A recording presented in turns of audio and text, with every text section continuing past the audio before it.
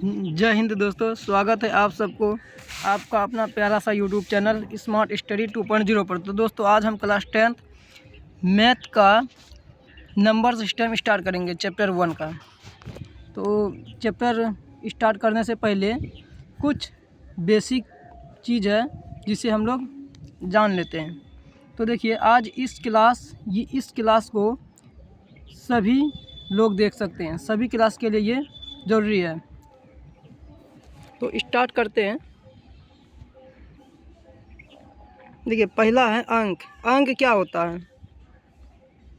देखिए अंक जो है 0 से 9 तक को अंक कहते हैं। 0 से 9 तक की संख्या को अंक कहा जाता है।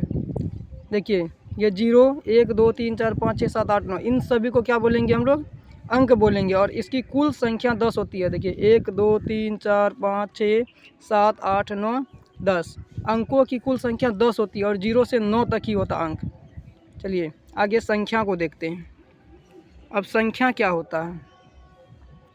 संख्या इंग्लिश में नंबर बोलेंगे। 2 या 2 से अधिक अंकों के मेल को संख्या कहते हैं। 2 या 2 से अधिक अंकों के मेल को संख्या कहते हैं। संख्या जो है अंकों से बनता है। जैसे इसमें 35 जो है इसमें 3 और 5 2 अंक है। डिजिट DIGIT अंक को इंग्लिश में डिजिट बोलते हैं। इसमें 2 डिजिट हैं। और ये भी एक संख्या है जिसमें 3 डिजिट है। ये भी संख्या कितनों बार का लिख दिए, 8, 7, 6 कुछ भी लिख दिए, सभी क्या होगा? संख्या होगा। तो 2 या 2 से अधिक अंकों के मेल को संख्या कहते हैं। नेक्स्ट अब संख्या के प्रकार। संख्या कितने प्रकार के होते हैं? तो संख्या 2 प्रकार के होते हैं। एक वास्तविक होता है जिसको रियल बोलते हैं, और एक आभासी या काल्पनिक जिसको वर्चुअल या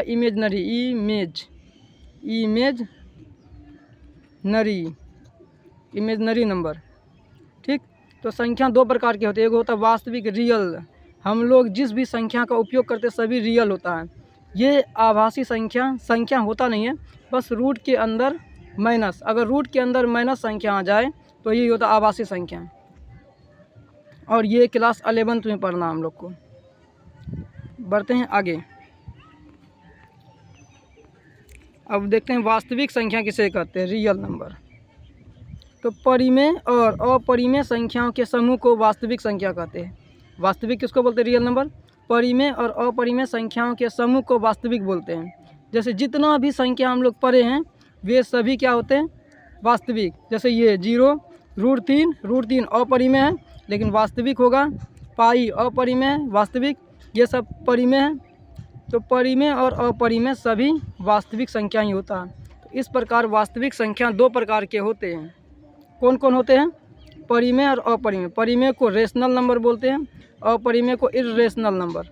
ठीक है, चलिए बढ़ते हैं अगला स्लाइड की तरफ। अब परिमेय संख्या क्या होता है? तो वैसी संख्या जिसे P/Q के रूप में लिखा जा सके उसे परिमेय संख्या कहते हैं। वैसी संख्या जिसे P/Q के रूप में लिखा जा सके परिमेय कहते हैं। और ध्यान रखिएगा कि बट्टे में कभी भी 0 नहीं होना चाहिए। बट्टे में कभी भी संख्या 0 नहीं होना चाहिए, क्योंकि बट्टे में 0 आ गया तो वह अपरिभाषित होता है। क्योंकि 0 से किसी भी संख्या में भाग नहीं लगता है। कितना बार में लगेगा? 0 का बार में 1 का बार में नहीं आता है। तो इसीलिए बट्टे में 0 नहीं होता। तो बट्टे में यहाँ पे Q है तो Q is equal to not 0। यह परिमेय संख्या का दूसरा परिभाषा। वैसी संख्या जिसका वर्गमूल पूरा निकल जाए परिमेय कहते हैं। जैसे एग्जांपल 0 परिमेय होता है। ये परिमेय है।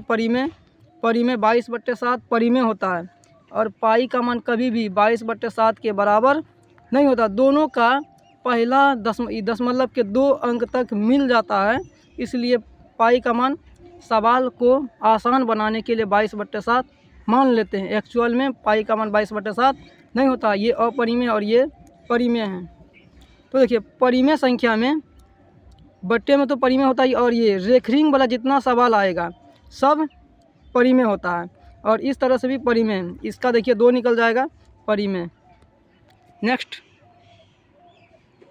अब देखते हैं अपरिमेय क्या होता है? Irrational number. तो वैसी संख्या जिसे P/Q के रूप में नहीं लिखा जा सके उसे अपरिमेय कहते हैं। या वैसी संख्या जिसका वर्गमूल नहीं निकले उसे अपरिमेय कहते हैं। जैसे एग्जांपल देखिए √2, √3, √5 पाई अपरिमेय है। और इस तरह का संख्या भी अपरिमेय होता है, जैसे 1.02, 0.02, 302, कुछ भी लिख सकते हैं, 0.57, 5577। इस तरह से एक के बाद एक संख्या बढ़े तो इसको अपरिमेय ही बोलते हैं। चलिए आगे देखते हैं। एक परिमेय और एक अपरिमेय संख्या का जोड़ अपरिमेय ही होता है। जैसे एक ये देखिए, परिमेय और अपरिमेय दोनों को जोड़ने पर क्या मिलेगा, तो अपरिमेय होगा। ये 7 है प्लस √7 है, ये भी अपरिमेय। 8 प्लस √2, ये भी अपरिमेय। नेक्स्ट, तो एक परिमेय और एक अपरिमेय संख्या को जोड़ेंगे तो वह अपरिमेय ही होता है। ठीक, जोड़ेंगे चाहे घटाएंगे यानी कि अंतर, वो भी अपरिमेय ही होता है। जैसे 7 में से √3 को घटा दिए, एक परिमेय है और एक अपरिमेय है, दोनों का अंतर अपरिमेय होता है। देखिए अंतर अपरिमेय, ये भी अपरिमेय। तो एक परिमेय संख्या और अपरिमेय संख्या का अंतर भी अपरिमेय ही होता है। नेक्स्ट देखिए, एक शून्येतर परिमेय संख्या और अपरिमेय संख्या का गुणनफल अपरिमेय। शून्येतर का मतलब होता है कि परिमेय लेना है लेकिन उसमें जीरो को शामिल नहीं करना है। देखिए 6 परिमेय है, √3 अपरिमेय है, तो ये दोनों अपरिमेय होगा। ये भी अपरिमेय है, ये भी अपरिमेय। अगर जीरो से गुना कर दे √3 में तो ये परिमेय हो जाता है। 0 गुना √3, जीरो परिमेय है, तो जीरो को छोड़कर इसलिए शून्येतर लिखे।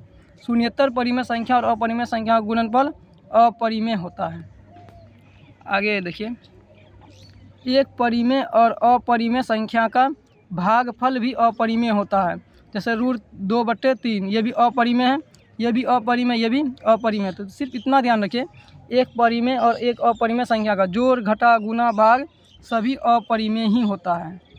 तो देखिए इसको मिक्स करके लिखे हैं, √2 प्लस ये 3 √7, ये अपरिमेय है, ये भी अपरिमेय है, ये भी। देखिए किसी संख्या में अगर एक भी अपरिमेय दिख जाए तो वह पूरी संख्या अपरिमेय होता है। देखिए अपरिमेय,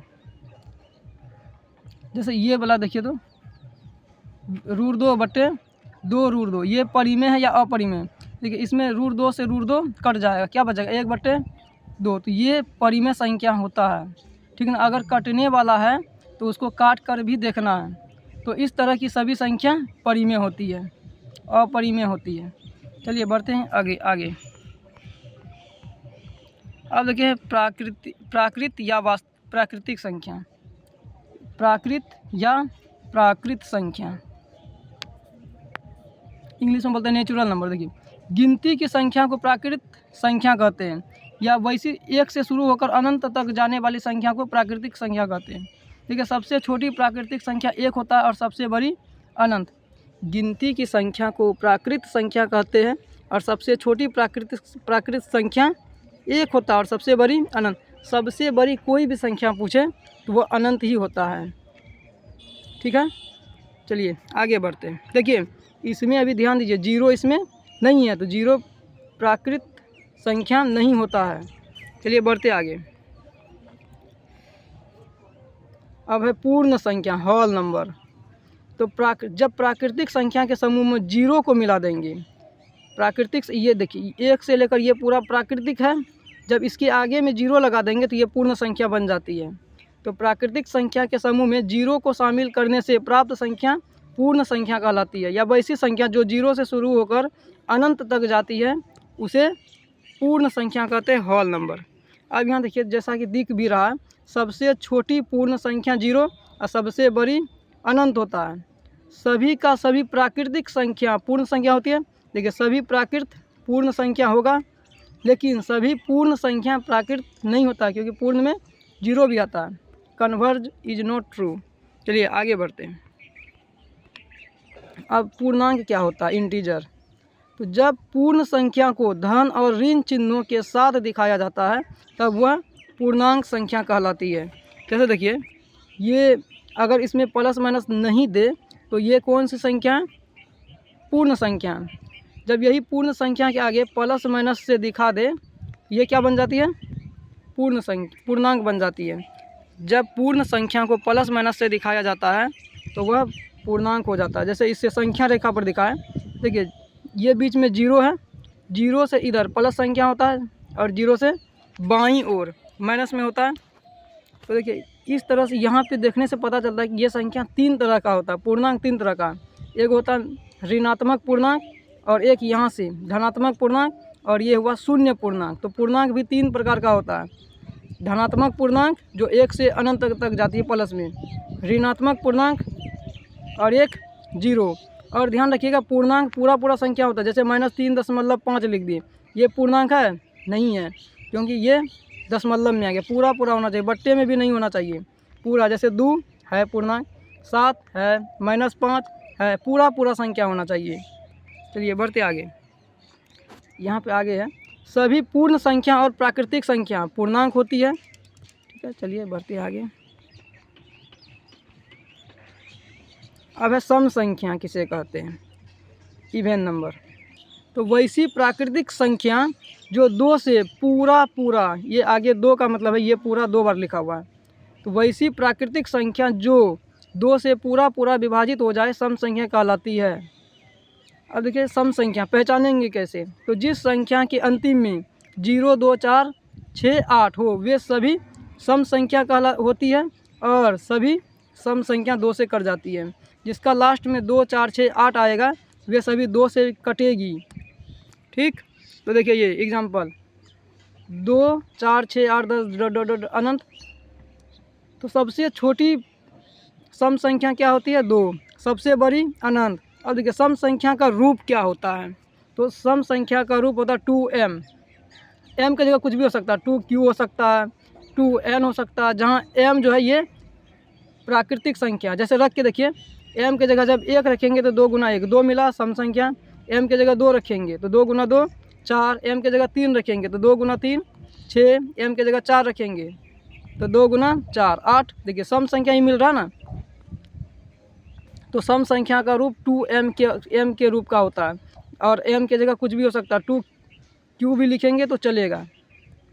आगे विषम संख्या ऑड नंबर।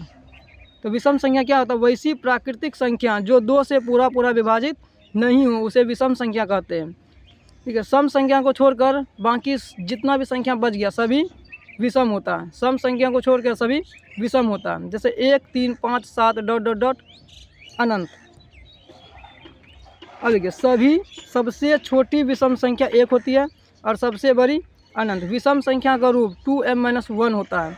देखिए ये हुआ सम संख्या, सम संख्या में से 1 घटाते चले तो विषम। जैसे 2 गुना 1 2 माइनस 1, 2 में से 1 घटाएंगे तो 1।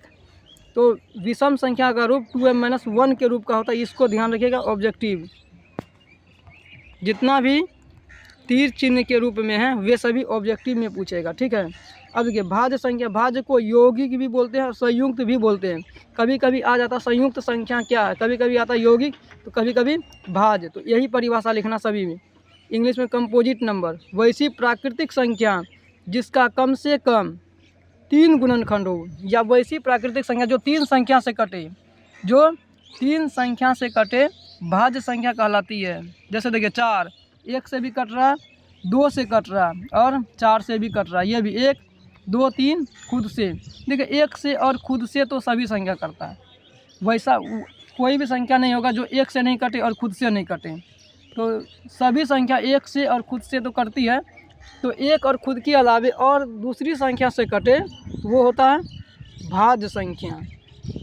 तो सबसे छोटी भाज्य संख्या 4 होती है। ऐसे भी ऑब्जेक्टिव में पूछा हुआ सबसे छोटी संयुक्त संख्या क्या है, तो 4। इस तरह से भी आया है, सबसे छोटी यौगिक संख्या क्या है, तो 4, यही मारना। और सबसे बड़ी में तो अनंत, कोई भी संख्या पूछे सबसे बड़ी अनंत ही होता है। चलिए बढ़ते आगे। अभाज्य संख्या, देखिए अभाज्य संख्या को रूट संख्या भी बोलते हैं, इस नाम से भी आ गया था इंग्लिश में प्राइम नंबर।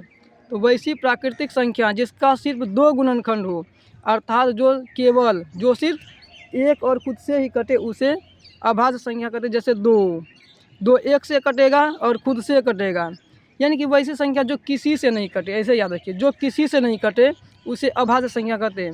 देखिए 1 से और खुद से तो सभी करता है, तो इसको अगर छोड़ दिया जाए तो वैसी संख्या जिससे जो किसी भी संख्या से नहीं कटे उसको बोलते हैं अभाज्य संख्या। जैसे 2 किसी से नहीं करता, 3 किसी से नहीं करता, 5 किसका पारा में आता, किसी का पारा में नहीं, 7 किसी का पारा में नहीं, 11 भी नहीं, बस एक से करता खुद से करता, एक से करता खुद से, एक से खुद से, एक से खुद से, एक से खुद से, तो वही संख्या होता अभाज्य संख्या। ठीक है। अब देखिए 1 से 100 तक, 1 से 100 तक कुल 25 अभाज्य संख्या होता है। कितना होता है? 1 से 100 तक 25 अभाज्य संख्या होता है। अगर आप लोग लिख सकते हैं 100 तक अभाज्य संख्या तो कॉपी में ज़रूर लिखिए।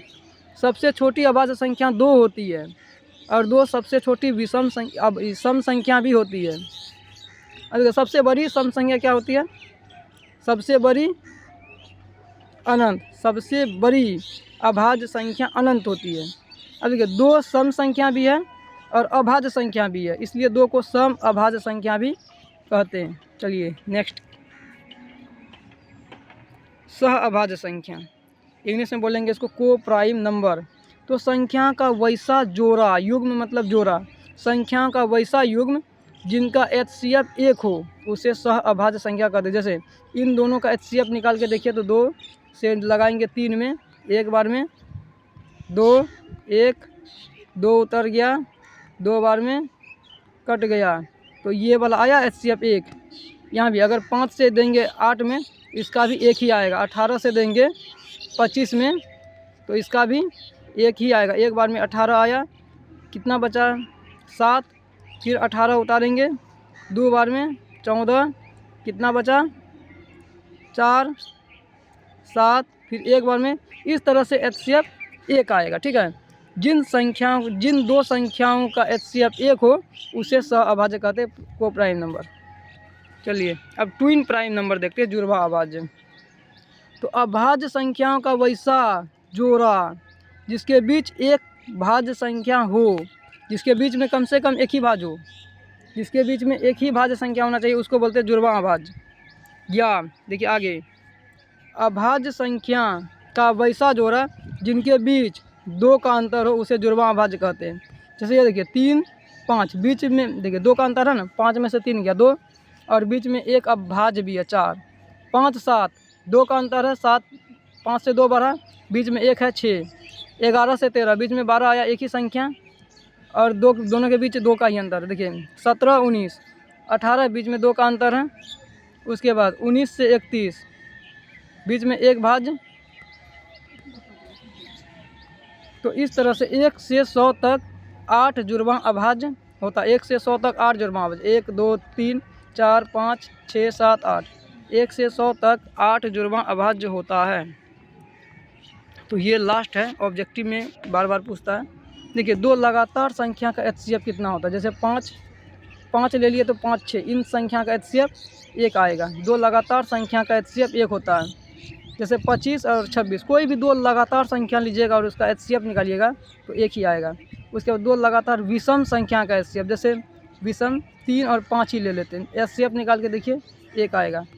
तो 2 लगातार विषम संख्या का भी HCF 1 ही होता है, लेकिन सम संख्या का HCF 2 होता है। ऐसे याद रखिए ना, विषम संख्या 1 से स्टार्ट होता है इसलिए HCF 1 आया, सम संख्या 2 से स्टार्ट होता है इसलिए 2 आया। अब 2 या 2 से अधिक अभाज्य संख्याओं का भी HCF 1 होता है और सह अभाज्य संख्या का HCF 1 होता है। सह अभाज्य संख्या का तो परिभाषा ही है, वैसी दो संख्याओं का जोड़ा जिनका HCF 1 हो। तो इन सभी का HCF 1 होता है, ऑब्जेक्टिव में पूछता है। तो दोस्तों आज आप लोग इतना याद कीजिए, उसके बाद मैं क्लास 10th बुक से बताऊंगा।